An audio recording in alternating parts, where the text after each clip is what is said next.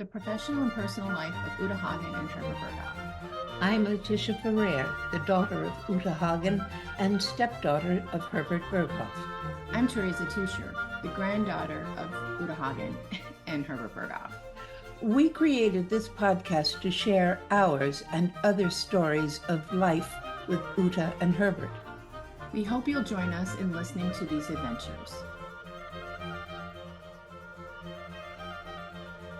HB Studio really changed my whole life. Today we have kind of a random experience. Maria and I found each other on TikTok, and I had posted a story about the drama bookstore and that they have my grandmother's book.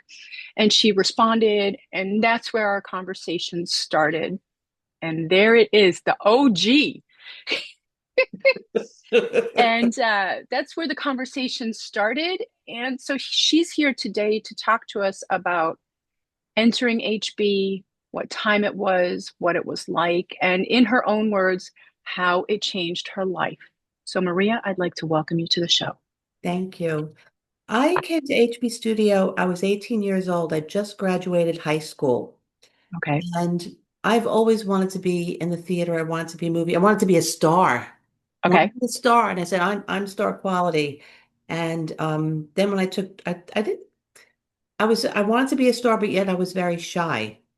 So in high Okay. school, I did stagecraft, Mm-hmm. and I knew about backstage because my peers at school were auditioning for shows. I was too shy to do it.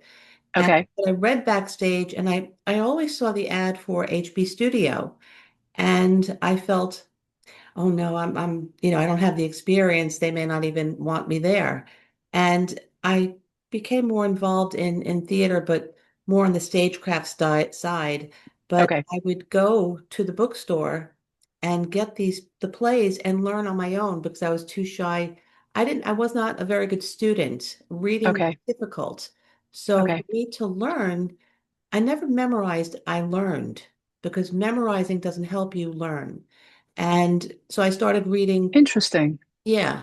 So I started reading every play you could think of to just to learn it. Mm-hmm. And when I decided this is what I really want to do, I my parents disagreed, but they were not stage parents. I come from music and theater in my family. They're not Mm-hmm. famous, but everybody's in music and dancing. Okay. I have Okay. arthritis, could never dance. My uncle couldn't understand. He ran a dance studio. But I was there. And so I went to HB, and my parents were all for it as long as I worked, had a job, and did it. And I did. Okay. And my father would drive me there and drive me home. And How old were you? 18. Okay. And my father did not want me to go into Manhattan alone. When my father, he just didn't want me to. And as What what year was this about? Was this like the 1980, 80s? yeah, Yeah, 1982. it's And understandable. yeah, I'll be 63 this year. Holy crap. Okay. Anyway, so my father would drive me home. My father had a business, he sold restaurant equipment. So he Okay. was in a truck, and the truck would pull up in front of HB Studio, and Hmm. we didn't have cell phones back then, so I better be there, or else he would call the school. And he probably spoke to your mother. Where is she? So I did that, and I studied with Herbert Berghoff. Studied with him, I think, the second year of my studies there. My first Okay. experience was with Michael Becket. And Okay. He's still teaching there. yes, yeah, I read, and he was a great teacher. And Hmm. and but when my father drove me there and drove me home, the teachers saw this and they said, maybe your father should not always drive you. You should maybe learn how to come here on your own. And I wanted to, Hmm. but my parents were always very sheltering, very Okay. protective. Hmm. So that didn't happen. But then In the eventually, 80s, it's understandable. yes, because one time I did take the bus and there were hookers on 42nd Street. I went all the way up there because I wanted to go to an audition without my parents knowing. And I was like, oh my God. That the hell is this? Yeah. And I knew, okay, stay downtown. It was safer. And that's what I did. Okay. But the teachers got to know me because I studied with Michael Becket my first time. He was a wonderful teacher. Hmm. I had absolutely no experience and I was very intimidated, but not only by the teacher was wonderful, but the students were incredible. At that age, at 18, I would say between 18 and 25, students in there had more wisdom than I did because I don't know if they trained for this or there's a certain mindset that everybody goes into something from a different avenue. Right. My avenue might have been different from theirs. They came to live in Manhattan. They were 18 years old. Yeah. Their families were in St. Louis or across Yeah. the world. Yeah. So I learned from not only Mr. Beckett, but I learned from the students. And every class that I took from Michael Beckett, I have a list because I didn't want to forget anybody. George Axletree. I took a voice Okay. class with him because I wasn't interested in music then. I'm in music now, but Okay. I wasn't interested. Okay. Eve Story. And then Sunday, two jazz classes every Sunday wow. Yeah, I took when I was a kid. I didn't study ballet. I mean I my uncle had a dance studio. I had a dance Right. background. I stunk, but I wanted to learn how to because I again studying my peers who were in class and what they did, I said, well, I have two left feet. I have arthritis. I had osteoarthritis. So my Hmm. walking wasn't great. But I saw people with worse, and they were walking like nothing Yeah. because they studied dance, they studied movement. So all these elements I knew I needed to study, and I did Hmm. it. Okay. And eventually my parents kind of let me alone, and I was able to commute by myself. And I was like, ooh. They didn't like the auditioning part because they didn't really want me to go into the field, but I wanted to. Okay. What my theory was, and it still is, whether you get the job or not, just try. Yeah. Just try. And because you not and you learn from even rejection too. Back Hmm. then, I wasn't that wise. I mean, I'm wise now because I learned then. Yeah. But but It's that about the experience yeah, and that's and important. what you take away from it. Yes. Yeah. And I studied with Sandy Dennis most of Okay. my time and Herbert. And I became a student of Herbert's. Sandy, was very sick. She had cancer. Hmm. Studied with her. I was at HB, I think 2 or 3 years. I think 3 years. Okay. Okay. And then maybe more. I forgot when she passed away, but I think I left after she passed away. Okay. And but I studied with Herbert and Jerry Stiller, Earl Hyman. My William godfather. Hook. Really? Yeah, he was my godfather. I mean, he's not around anymore. I would still say Yes. he's my godfather, but He was tough. yeah. I was I I don't remember the play in the scene in the class, but I had to play drunk. And I had to learn this one task a month. He would not let it go. He goes, nope, nope, nope, nope. You can't play Wow. it. You have to be it. He goes, did you ever get drunk? I said, yeah, once. Well, you have to get drunk again, but to Okay. learn what it feels like. And I didn't really understand it for a month. And it was tough Hmm. then, but I wasn't Yeah. a master at it at a month, but I did much better than when I started.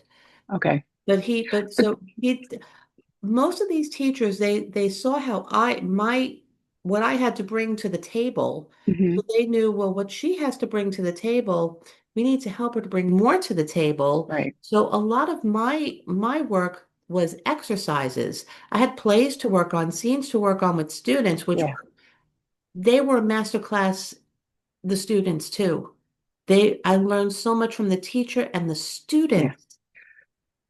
I was You going to say it's so funny because you talked about with Earl and this was with my grandmother and Herbert as well.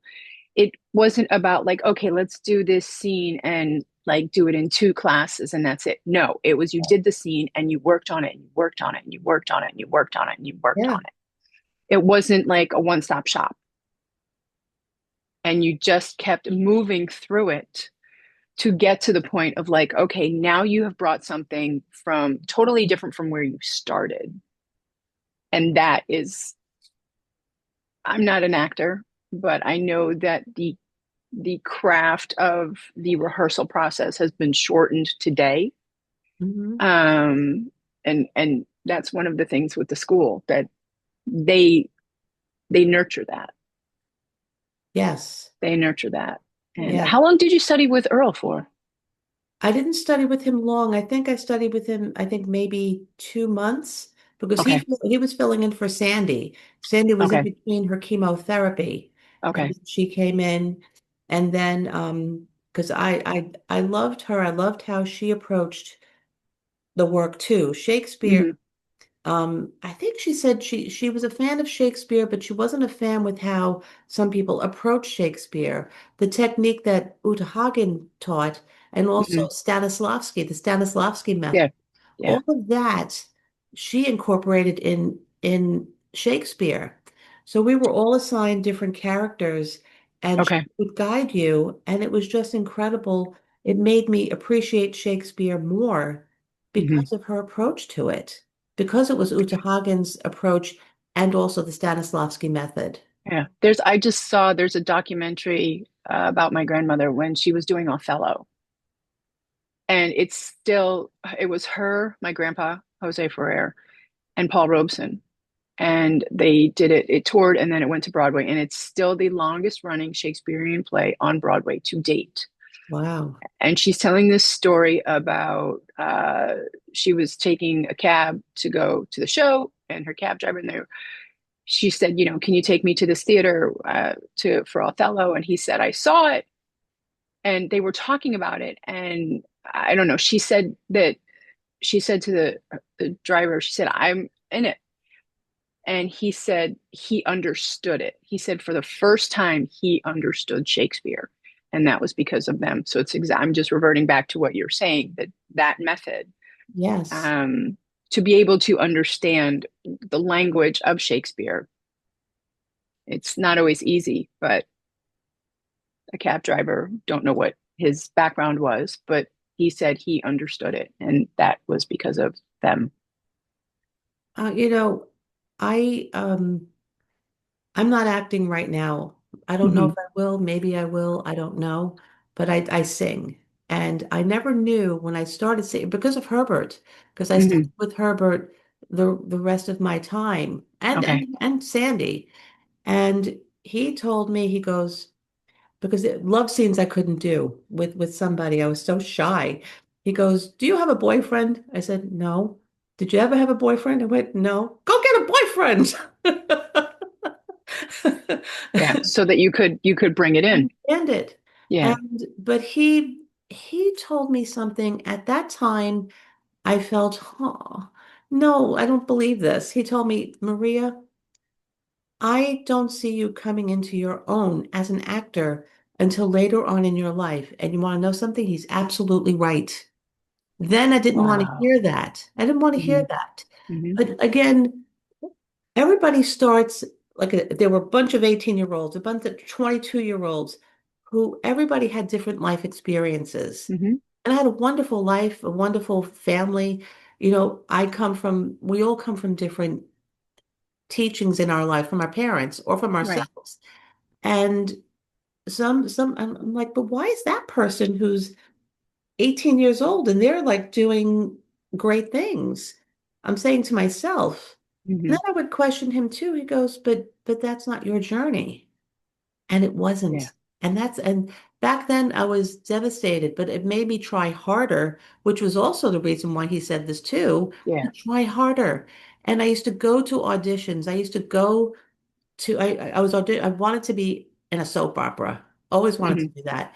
So I went to the agents, and Hmm. the sign would say, "Don't knock, don't open the door, don't put your picture or whatever under the door, or else it's going to go in the garbage."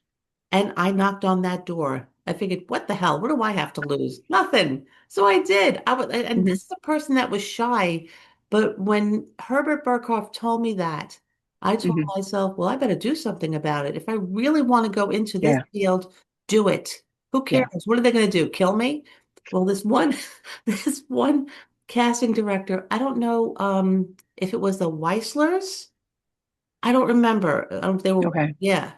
I don't remember who it was, but they opened up the door of the chain link there, and she goes, "Did you just put your picture in there?" I said, "Yes." Um, are you an actress?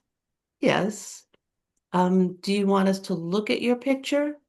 Yes. She goes, no, it's going to wind up in the garbage. And she slammed the door. And I was like, okay. But that was But a it gave you the courage. yes. And I did it again. Yeah. And another one, I don't remember who she was too. I should have made a list. But she had a German Shepherd and she opened up the door proudly with the dog. And so she goes, do you want me to take your picture? I went, no, that's okay. Goodbye. But this was also at a time where they could do that. That's right. They can't do that now. No, no. But Herbert gave you that. Yes, I'm going to say he lit a fire under your ass he did. and He said, did. you can do this or you can do this. And you chose to move forward with it. Yes. Yeah. I went to the theater and I would wait backstage outside. I didn't want anybody's autograph. I wanted to know, if they knew of anybody who needed an actress or who's your Hmm. agent Hmm. or who's your voice teacher? Because then I started studying singing. Okay. And so the actor would wait. Okay, you want my autograph? No. Who did you study with? Who's your voice teacher? And everything led back to HB Studio. Mm. And that's how George Axletree happened. That's right. That's how he happened. I Okay. wanted to know the best people, and they were all at HB. And HB taught me about being a human being. Yeah. Because when you're a kid, again, everybody has different directions in life. Hmm. But for me personally, there was a lot of experiences I yet to start that I didn't Hmm. start yet at 18. And I learned how to be a human being because when you're studying a part, when you're studying a play, you're putting this part together like a puzzle. Hmm. So you're reading this play and you're learning about the character, but how does that character become part of you? Elements of you have to go into this character. Right. And if you don't do that, it's just nothing. There's nothing there. Yeah. And it didn't only just help me in the artistic part of my life, but it helped me in the personal part of my life. Excuse me. It helped me in the personal part of my life because I worked in business. I worked for a bank and I had such confidence working at HB Studio. I was so proud of myself going to the school and studying with Hmm. people who were on Broadway, who were giving of their time teaching in the classroom, and the students were out there doing it. And I was Yeah. amongst them, and me and probably a couple of other people had no background in this. So Hmm. I was proud of being part of it. I was part of a community that allowed me in, and I took away with it principles that I apply even in my life today. Yeah. My grandmother would always say this, for her rehearsal. I think it was like for 3 minutes of life, she would rehearse for hours at a day. And then Herbert would just say he would use metaphors. I only went into his class to get chocolate because I always know he always had chocolate, and I was like, I'm coming in Opie. I want, can you give me some chocolate? But I've heard often that he would give these metaphors of life and then translate them into the classes. And then how do you take this? Kelly Wolf told me a story, I believe. He was talking about soccer because he loved soccer. He was Austrian, big soccer fan. And he talked about soccer and how you would use that in your life as an Uh-huh. actor and how that would just come about. And it's yeah, I mean that's what they did, to just take the tools and use them outside. I mean, I was able to. I worked for a bank, I worked for an advertising agency, and sometimes I had to speak to people, maybe Hmm. not a whole room of people, but maybe like 20 people, whatever we had to promote at the time. And I had no problem doing it, and that's because of HB Studio. Yeah. Now I work for the City University of New York. I'm a college advisor, their academic advisor, Hmm. and I work with students. I just help them gather their information for classes, making sure they're on the right track. And Hmm. sometimes I tell students, you should take an acting class. Take an acting class because it will help you in your life. Because Yeah. we have these devices, right? We have these, and we have the computer. So most of Yeah. our communication is just on the computer or on the phone, Yeah. texting. And it's very important, especially if you're going on an interview or even just in your life, to learn how to communicate with people. Yeah. And I felt HB Studio helped me in so many ways in my life Hmm. that there's still that shy girl there. The shy girl never goes away, Right. but there's also that other part of you that grew with experience. Yeah. And How long did you study with Herbert for? um I would say 2 years because Okay. I studied with Sandy, and then I studied with him and Sandy, and then just Herbert. I think Okay. it was then Okay. Sandy, she didn't pass away at that time. Okay. That was after, but I was working with him. Okay. Okay. And I'll tell you,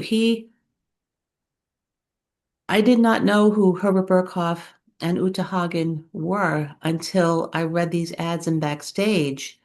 And it was very intimidating because of their resume and just what they had to offer.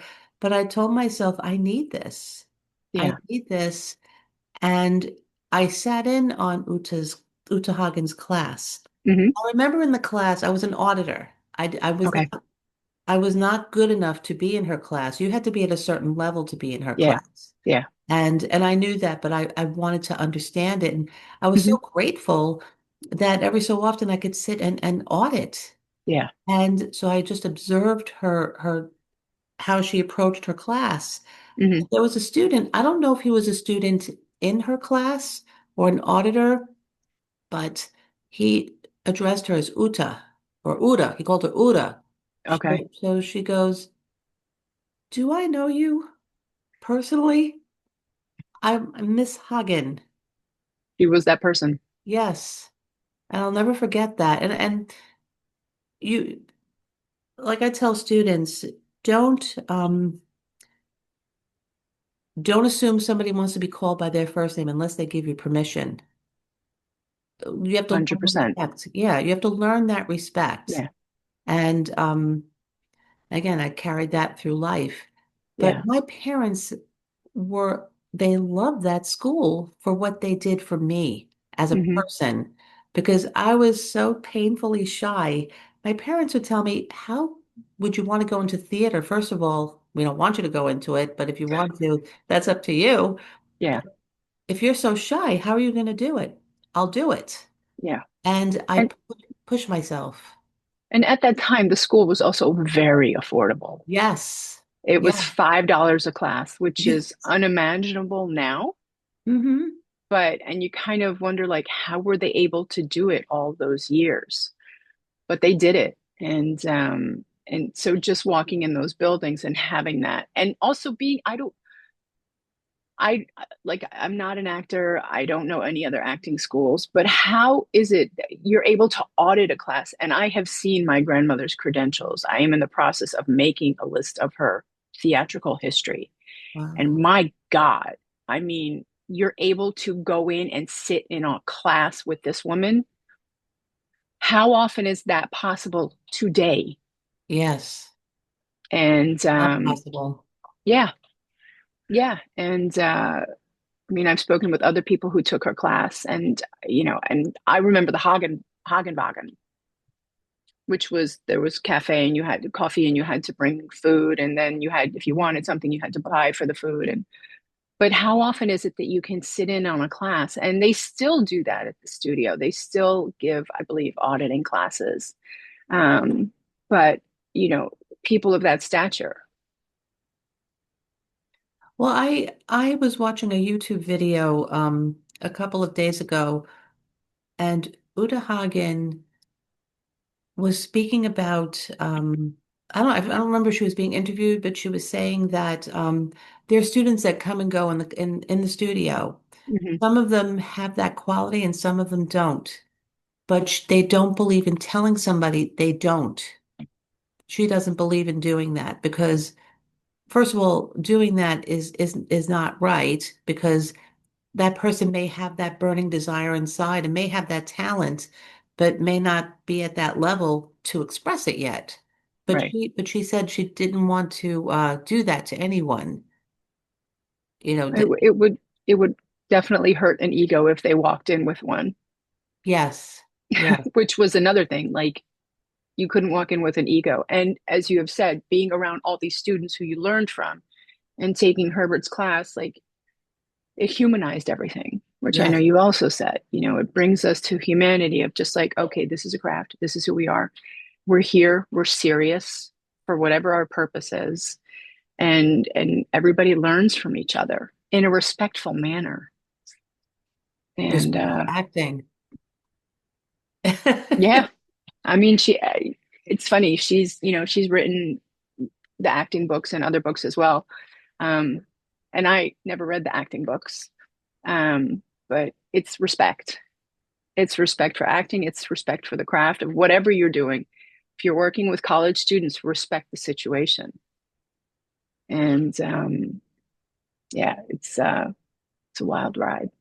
It is a wild ride. I never thought I'd be in music. It was something that I wasn't really interested in. Hmm. And Herbert wanted me to take a voice class because my voice, see how I hear myself is probably different from how you hear me because the Yes. vibrations are different inside. Hmm.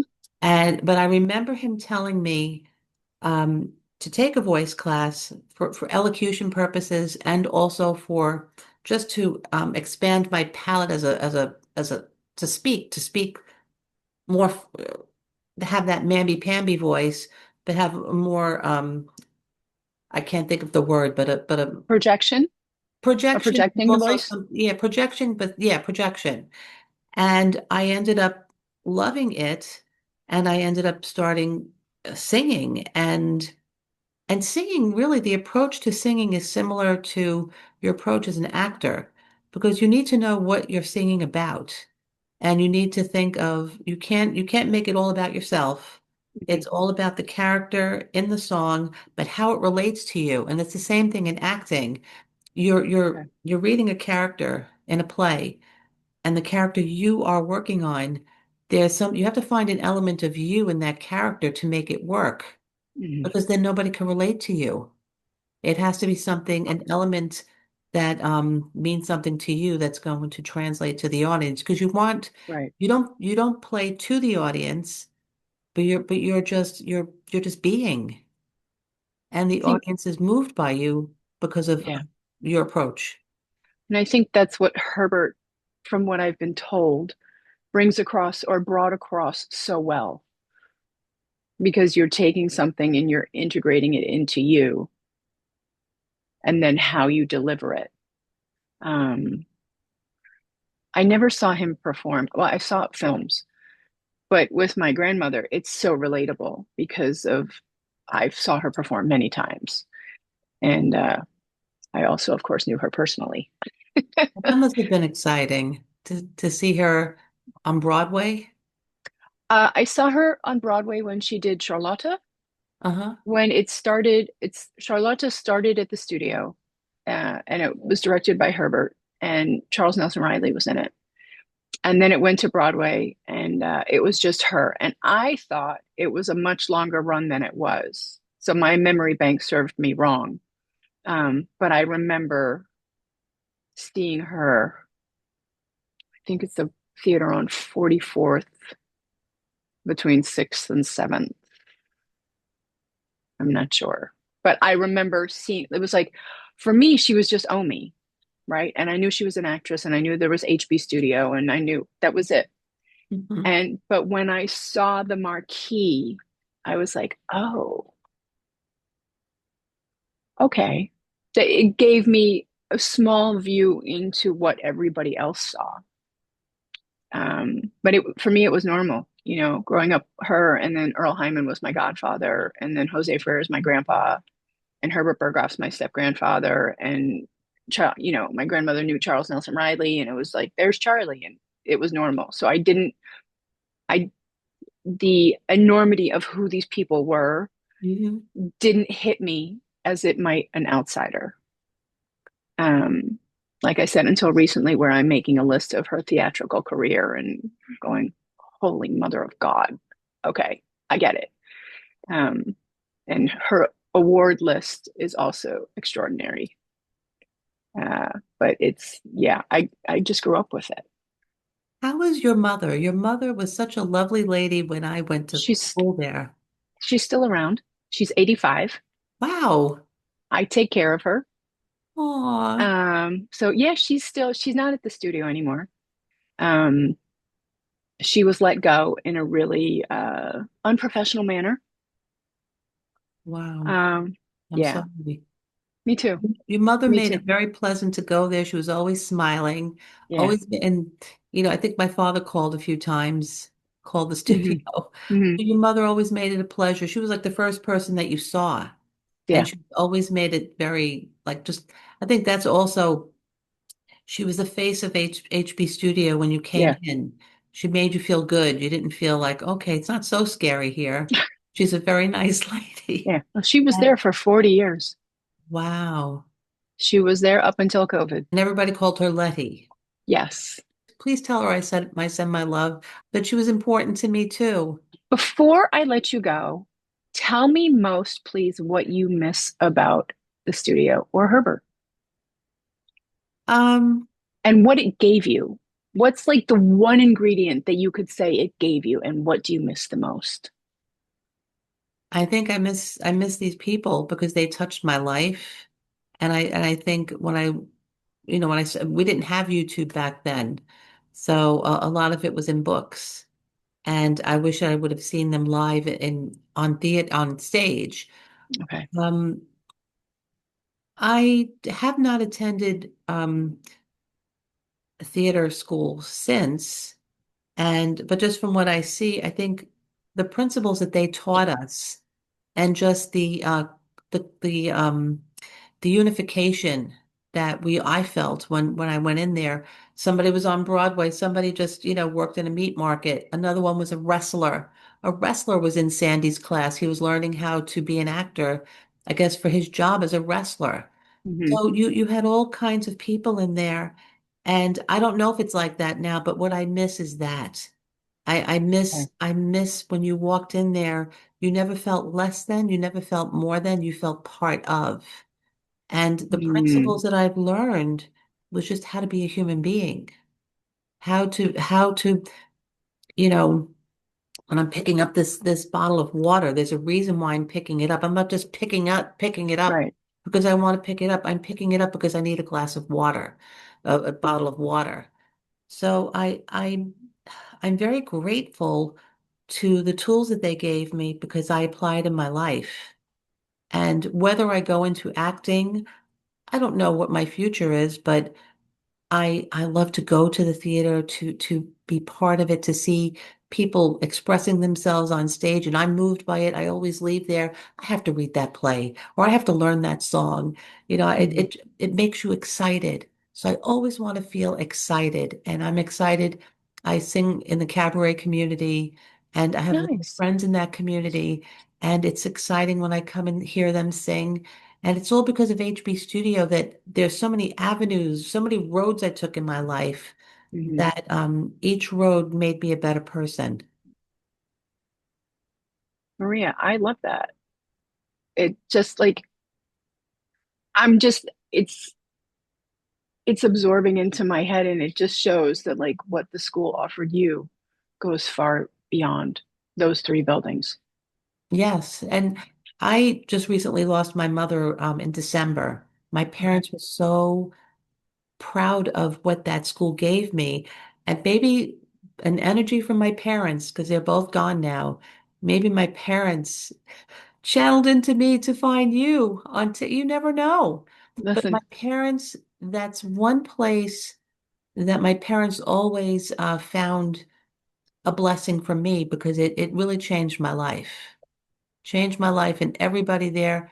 I wish I had the opportunity to have studied also with Uta Hagen, but sitting in her class and observing, and I've sat in many of her classes, I mhm, was just in awe of how she approached, like if a student had trouble with a specific task, it was anything, boiling water. Don't just go, ouch. What does it feel like don't boil the water, but what does it feel like to hit boiled water? Remember what that feels like and yeah, bring that to the work. But to be yeah, aware. And she was a wonderful teacher, and so was Herbert. Oh, they were wonderful teachers, and Herbert just changed my life in just saying you won't come into your own until later in life. Then it really ticked me off. But later on as life, and I never forgot it. I just said, okay, now I get it. And that's okay. We yeah, come into our own whenever we're supposed to. yeah. Maria, thank you so much. It's so lovely, and I'm so thankful that we found each other on TikTok. Yes. Thanks, TikTok. Thank you, TikTok. And I who knows, maybe one day I'll take a class. I would love to take a class again. It's still there. Yeah. It's still there. Thank you for giving me some of your time to tell your stories and where the school took you beyond those walls. So, Mm. Maria, thank you for being a guest on the show. Thank you, Teresa, and please give your mother a hug. I shall. I shall. If you like this podcast, please feel free to share this with your friends. Thanks for listening, and stay tuned for more stories on the professional and personal life of Uta Hagen and Herbert.